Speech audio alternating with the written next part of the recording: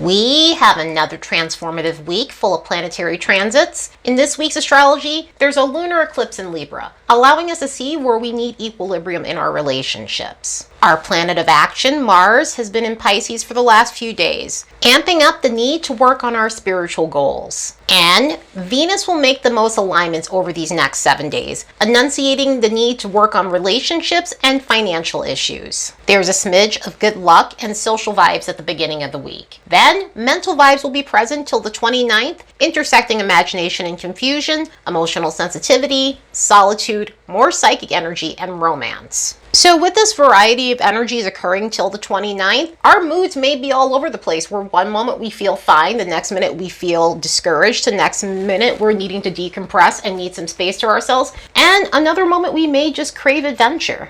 On top of that, with this romantic energy, it's going to be a steady stream of that, considering we have all these Venus alignments occurring. So our focus will 100% go to our relationships, romantic relationships, but also our close unions. So this week has a heavy emphasis on relationships. I mean, considering we're having a lunar eclipse in Libra, that will definitely emphasize and magnify those types of things. And intersecting this romantic energy, solitude and a smidge of good luck will be present. And I will have to say, even with that solitude there, we may need a little bit of space, but we might fight that urge and just go on an adventure to decompress, because there's more of a social energy going on towards the weekend, even with that solitude, with Venus making a sextile to Uranus. So yeah, what a week. Let's look at these next bunch of days and see what we can expect.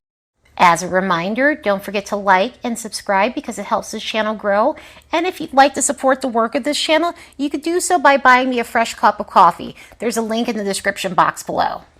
About 72 hours ago, Mars entered Pisces, adding to that super pile of Piscean planets that we currently have. So currently, we have 4 planets in Pisces. We've got Mars there now, we've got Saturn, Venus, and Neptune. So there's some major Piscean energy occurring right now at this moment. And we haven't had Mars here in a couple of years, almost 2 years to be exact. The last time Mars was here was on April 14th of 2022. It usually takes Mars about 2 years or so to go through the entire zodiac due to its orbit and of course its retrograde situation that it has every 2 years or so. Around that time in 2022, we were having that Jupiter-Neptune conjunction, and so this Mars is going to get the opportunity to go over that point once it reaches about 23 degrees of Pisces. And so that may activate some things from that 2-year period when we had that connection. So this will further activate Piscean themes in our lives and also on a world stage. But yeah, since the sign of the tethered fish is now paired with Mars, this is going to give us the urge to seek out Piscean things. Over these next 6 weeks, the way we initiate things, our temperament, how we experience passion, what motivates us, how we seek victory, how we pursue things, our romantic life, and by romantic life, I mean our sex life, will carry out through the Piscean lens. So with this energy, it's not as high octane as some of the other Mars placements that we deal with. So this is going to be a tamer Mars. It's not to say that we won't get energized to some degree, because we will, but there may be less of a sense of urgency with an energy like this. So in a lot of ways, it's a tamer pairing than some of the other Mars placements. We tend to take action through our gut instincts and any intuitive downloads that we're having. So it could be a period where we're acting more on our instincts rather than feeling energized or through logical things. Matter of fact, we may act on things due to their abstraction. In other words, we may feel more open to act on things that are more right brain in nature, or situations that are just not quantifiable. Since Piscean energy deals with the things that we can't see with the naked eye, it may be a time that we feel more motivated towards something more spiritual. And also because of this, there's a little less extroversion in this energy. So this may be a period that we feel more introspective than typical, especially with that huge Pisces stellium we have going on. Even though we're in Aries season, even though we have some other planets that are going to rev us up in some ways, we still may take a step back and be more reflective than typical. Another cool thing about this energy in terms of how it pairs with Mars is Piscean energy is about losing ourselves in fantasy and being swept away by that. However, a lot of the times it doesn't manifest into anything concrete. But paired with Mars, this may be a time where we're taking action on some of our dreams. So this next 6 weeks may be a stage where you're able to take some of those concepts and put them into action for yourself. Coming back to creativity, this may be a time where you feel more driven than typical to come back or initiate something when it comes down to art, music, writing, or other creative projects. So for those who create things, this may be a period where you're feeling energized in that way. And this is where I say that right brain activation really gets a boost from this energy, because it does bring in a lot of encouragement to get these things going. Especially if you've been in some sort of artistic block for a while, this is excellent energy for breaking through that and finally being able to get back into a flow state. Because Mars rules physicality as well, and the way we move our bodies, the way we work out. This may be a period to try workouts that are more Piscean influenced. And in some ways, those Piscean influenced type of workouts may be restoring in some sort of way. So it could be stuff like yoga, Pilates, swimming, or even other things that get you into a flow state like steady state cardio or martial arts. So this might be a time to release energy in a way that brings in some sort of catharticism. Coming back to the action that we may experience with our gut instincts, this is one of those energies that helps us be psychically alert, very alert in this energy. So some of the ways we experience our intuition or dreams may feel more amplified, more active in this energy. Especially if you've had some moments where you've been psychically stuck, this may be a period where you're having something of a psychic breakthrough in this energy. So this next 6 weeks is a stage where our precognition may be on fire, our hunches may be just higher than usual, or we're feeling like we're tapped into a higher source of knowledge out of nowhere. Temperament-wise, this is not the most angry Mars. It's not to say that our tempers can't flare up under this energy, but it may be a slow burning point within this. We might feel like crying it out to release energy. Mars is how we exert our energy, and so that could be more possible in this. And again, not to say that people's tempers can't rile up. There are definitely some alignments that are going to activate tempers, especially with the Mars-Pluto alignment that's going to happen and the Mars-Saturn conjunction. But in this energy, people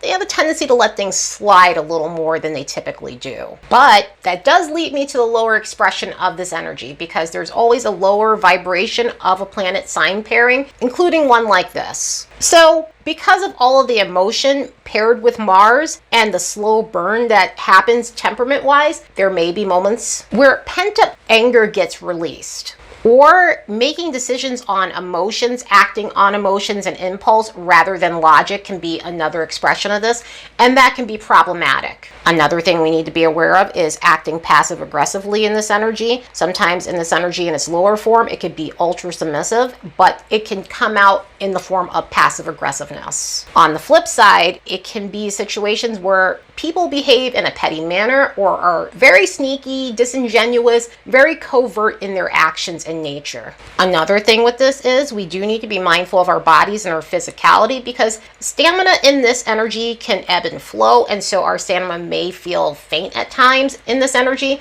A lot of Piscean energy leads to feeling sleepy. And because Mars gets watered down in this, it can be moments where we don't feel as encouraged as we typically do, or we just don't feel motivated or energized. Another thing with this energy is we need to be aware of avoiding taking action on important things in our lives, and sometimes that can manifest in this. It can manifest as reckless behavior, escapism, and escapism can be anything. It could be food, it could be alcohol, it could be substances, but it could also be binge watching shows, going on a Twitch binge watching stream. Meanwhile, our problems are piling up in the background and we're not taking care of them. It's so easy to get into a lethargic or just lax state in this energy, so you definitely want to be mindful of that. So if you catch yourself doom scrolling on social media, this is definitely a time to make sure you're checking yourself and you're not losing yourself in any of these other pastimes. So yeah, Pisces season may be over, but all of this Piscean energy is not going anywhere for a while. Let's use it for its cool abilities and all of the positive things that come with Pisces energy. The 25th is a jam-packed day full of planetary transits. We've got that Libra eclipse going on, which of course I'm making a separate podcast for, but we also have a bunch of alignments that are very much tied to that lunar eclipse that are occurring on that day. And mostly, it's a barrage of unconstructive alignments. The sun's going to make a semi-square with Uranus on that day, and so this may be a Monday where suddenly things are just out of sorts, especially concerning our confidence, anything to do with self-expression, anything to do with our ego. And an energy like this is mixed bag because it can have us acting over the top one moment and then doubting ourselves the next. This is where I was saying with some of those vibes on the graph, everything is very much mixed, where one moment you're feeling great, next moment you're just feeling like you just don't want to be bothered. This type of energy can have that sort of thing. So one moment we may be feeling arrogant. We may be dealing with people who are arrogant or just people who are very boastful with their ego and do things for shock value.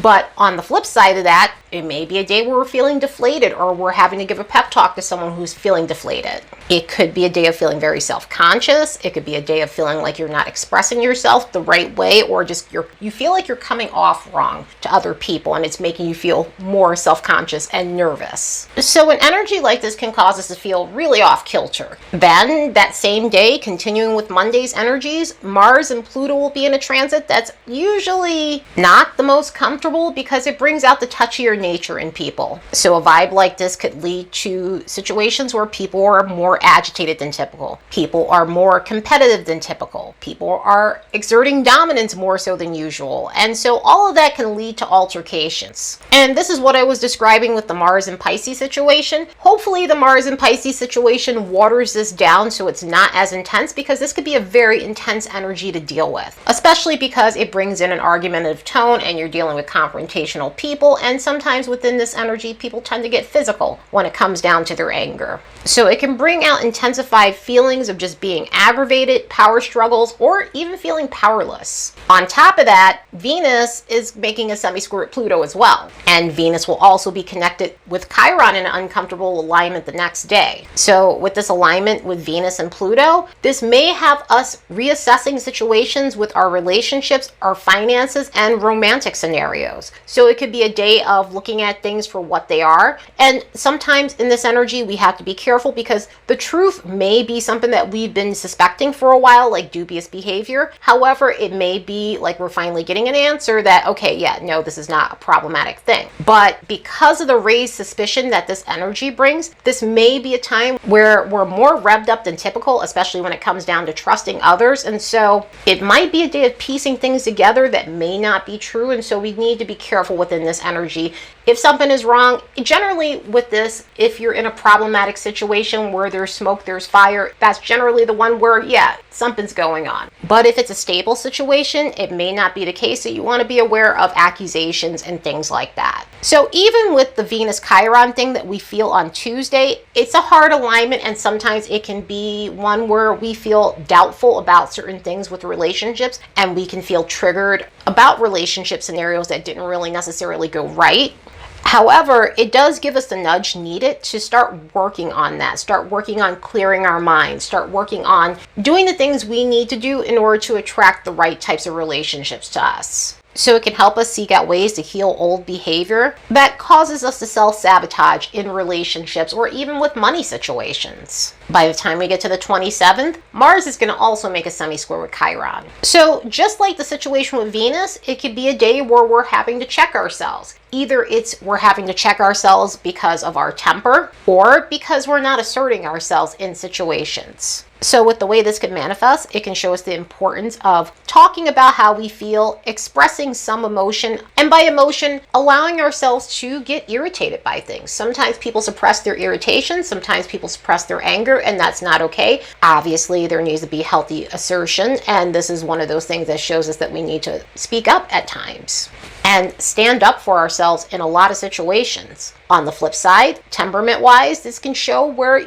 we've been maybe too aggressive and where being overly competitive is a hindrance to us. And the importance of taming our temper and learning the art of regulating our temper and our emotions and our impulses. So even though these energies are uncomfortable, it does give us the nudge needed to work on these things. By the time we get to the 28th, we get some much needed relief with Venus making a sextile to Uranus. So over the next bunch of days, we'll have this harmonious connection carrying us through. And this is where I was saying, even though we have the solitude energy, it's going to be a period where we're wanting to just shake off a lot of the stress. We're wanting to get out of any ruts we've been in. And we'll feel inspired to consider how to improve our financial and romantic situations. Romantically, this may be a phase to examine how we can make alterations that will enhance our love lives and lead to fulfillment. Also, a vibe of this nature helps us get out of our comfort zone. So if there's been some sort of dating rut you've been in, or some sort of love rut, relationship rut, any type of rut concerning your love life, this may help you clear this up. Another way this could manifest might be through revamping our looks. Venus and Uranus together can give us a sudden urge to revamp our aesthetic. And this is the one we want to do that on.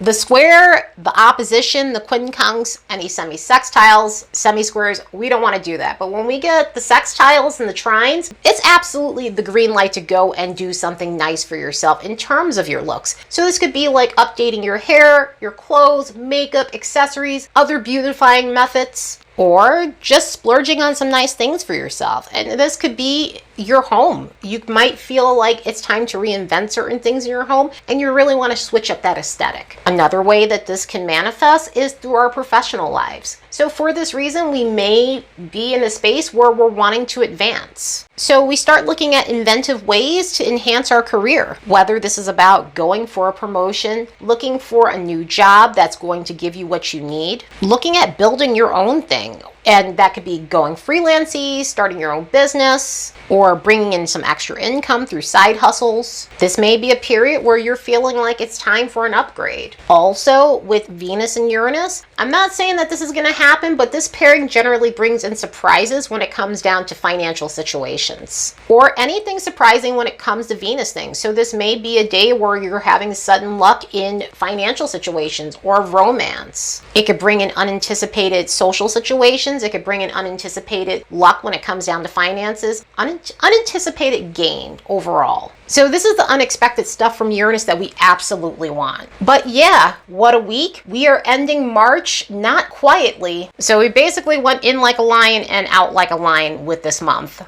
Anyway, I hope you all have the best week ever. Later, and see you in the next episode.